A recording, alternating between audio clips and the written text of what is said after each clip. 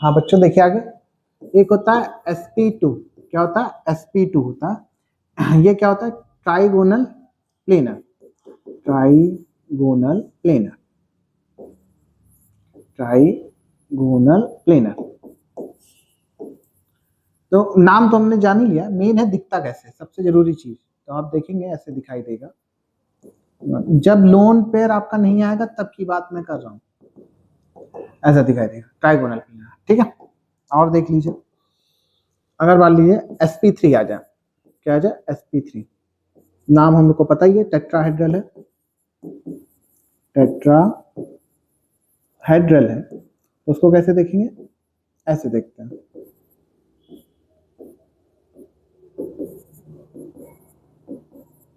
ठीक है टेट्राहेड्रल। एक और मैं देख लेता हूँ यहाँ पे sp3d, ट्राइगोनल बाइपिरामिडल,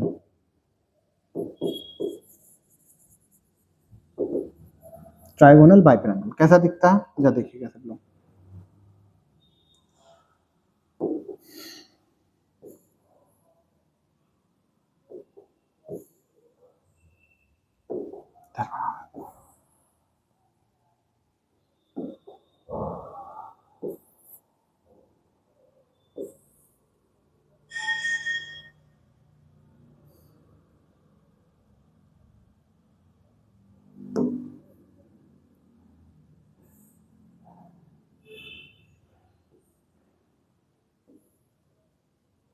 ये ऐसे दिखता है ट्राइगोनल बाइपिरामिडल, ऐसा दिखता है,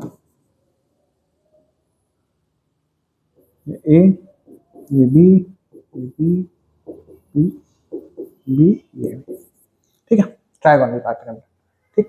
तो इतनी बात आपको समझ में गया होगा,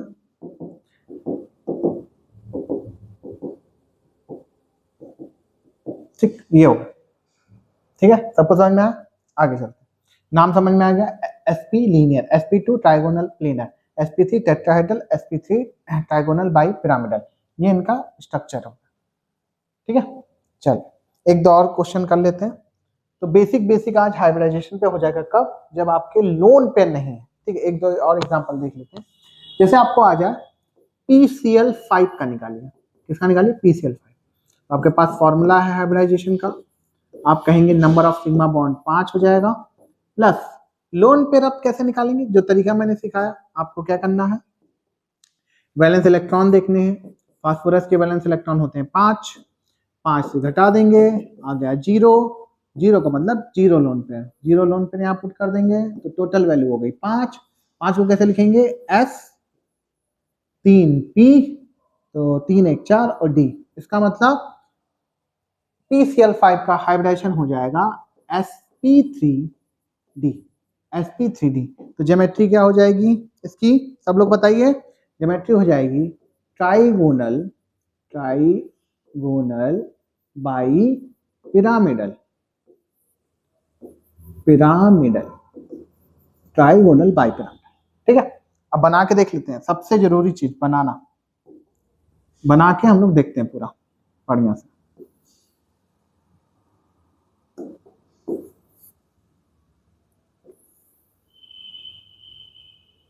डायग्राम जरूर समझना है आपको, बिना डायग्राम समझे नहीं करना है कोई भी चीज,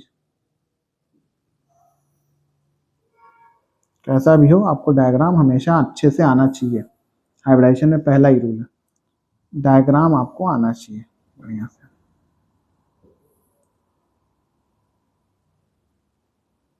ठीक है, ये हो गया। सेंट्रल एटम कहाँ लिखा जाता है, हमेशा बीच में, सेंट्रल एटम कहाँ लिखा जाएगा, हमेशा बीच में, यहाँ होगा सेंट्रल एटम, यहाँ क्लोरीन, यहाँ क्लोरीन, यहाँ क्लोरीन, यहाँ क्लोरीन, यहाँ क्लोरीन। अब आपके दिमाग में आएगा सर ये तो हो गया, ये दो अलग अलग तरह के बॉन्ड हैं, एक ये सर 3 बॉन्ड है, ये 2 अलग बॉन्ड है, तो इनका कुछ नाम होगा, बिल्कुल। देखिए ये जो दोनों बॉन्ड होते हैं, ये और ये ऊपर और नीचे वाले, इनको कहते हैं हम लोग एक्सियल बॉन्ड, क्या कहते हैं, एक्सियल बॉन्ड कहते हैं, ठीक है, एक्सियल बॉन्ड कहते हैं। और ये जो तीनों होते हैं नीचे के तीनों जो अंदर बने हैं ट्राइंगल के, उनको क्या नाम रखा गया है, उनका नाम रखा गया है इक्विटोरियल बॉन्ड, या इक्विटोरियल पोजीशन कह दीजिए, ज्यादा अच्छा लगेगा, एक एक्सियल पोजीशन और इक्वेटोरियल,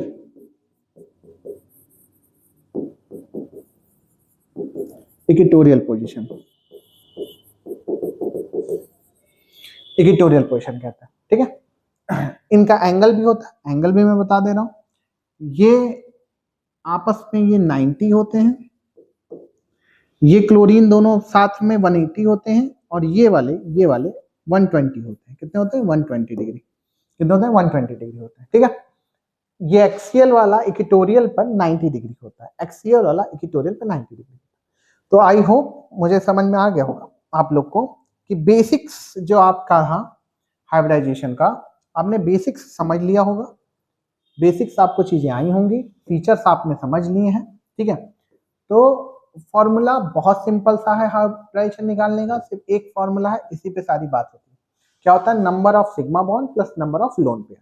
कैसे निकालते हैं? सेंट्रल एटम से जुड़े सराउंडिंग एटम सिग्मा बॉन्ड होते हैं, बाकी सब लोन पेयर होता है। लोन पेयर निकालने का तरीका, वैलेंस इलेक्ट्रॉन को सिग्मा बॉन्ड से घटा दे तो वो नंबर ऑफ इलेक्ट्रॉन देता है, और जितने नंबर ऑफ इलेक्ट्रॉन होंगे वैसे ही लोन पेयर निकलेगा। अगर 2 नंबर ऑफ इलेक्ट्रॉन होंगे तो एक लोन पेयर बनेगा। कितना बनेगा? एक लोन पेयर बन जाएगा, ठीक है। तो यहाँ पे तो 0 है तो यहाँ हमने 0 पुट कर दिया। आगे हमने देखा, देखिए आगे वाले में NH3 में एक लोन पेयर आया, तो आप कहेंगे सर लोन पेयर आने पे क्या होगा? लोन पेयर आने पर ज्योमेट्री डिस्टॉर्टेड हो जाएगी। उसके लिए हम लोग अगले लेक्चर में देखेंगे कैसे ज्योमेट्री डिस्टॉर्टेड होती है, क्या क्या चीजें उसमें आती हैं। तो एक बार आप जरूर देख लीजिएगा सारे टॉपिक में कैसे हम लोग ने किया है, ठीक है। सारे एग्जाम्पल्स मैंने सॉल्व करके दिखाया आपको, और सारे एग्जाम्पल्स का डायग्राम भी बनाया है, ये देखिए डायग्राम भी बना हुआ है, तो याद करना आसान हो जाएगा आपको।